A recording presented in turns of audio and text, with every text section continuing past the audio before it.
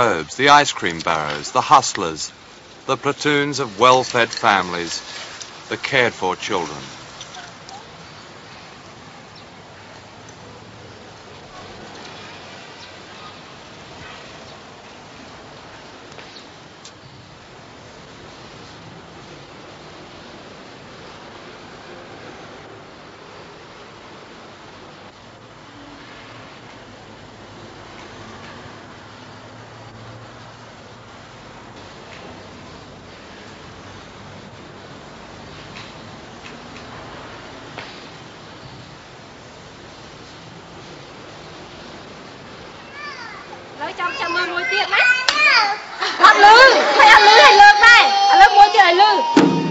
These are the first toys these children have ever seen.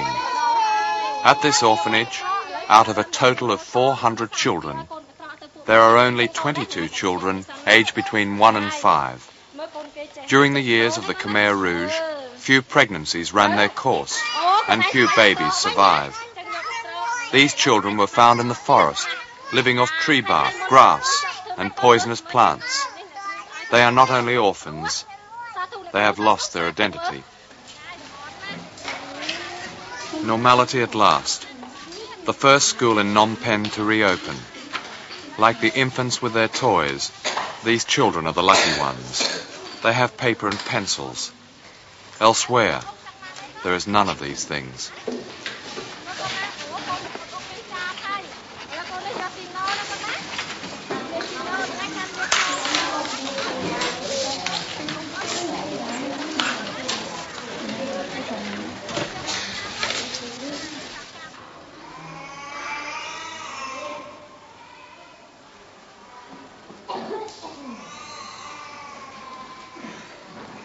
I remember, said the child.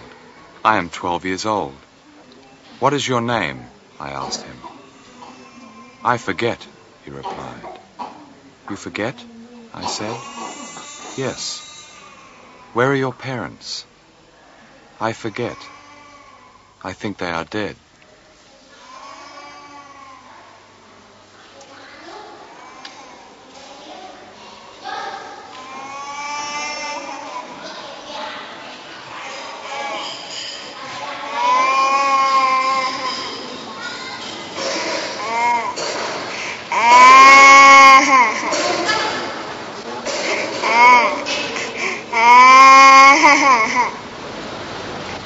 Many people are dead, but there are people alive fighting for their survival. We should help them. How much time have we got to save those 2 million odd people? This has been requested for the next 6 months. So we've got 6 months. Yeah.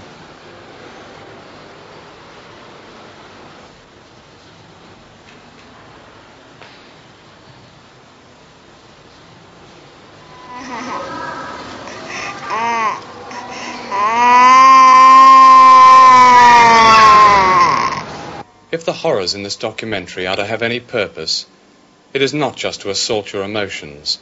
It is to end the silence and indifference contrived by governments and relief agencies, and to put Cambodia back on the human map. When the Vietnamese army threw out the Khmer Rouge, they rescued this country, for whatever reason, from slavery and possible extinction. Western governments may not wish to recognize that fact, but nothing is more obvious to the Cambodian people. On the day of liberation, my interpreter, a young girl, was due to be killed. The British government knew all along what Pol Pot and his fanatics were doing to these people. Mr. Callaghan's government presented a report to the United Nations Commission on Human Rights, with information as shocking as anything you have seen tonight.